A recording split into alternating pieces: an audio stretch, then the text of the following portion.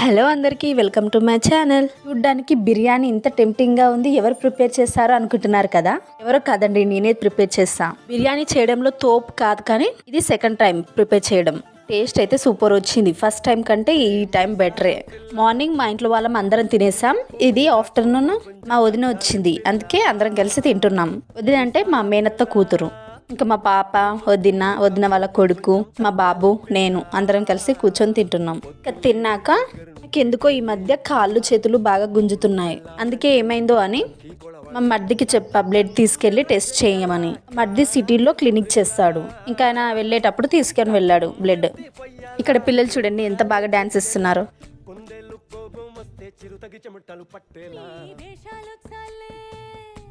నువ్వు కాక పడితే కరిగేటంత సీనే లేదులే.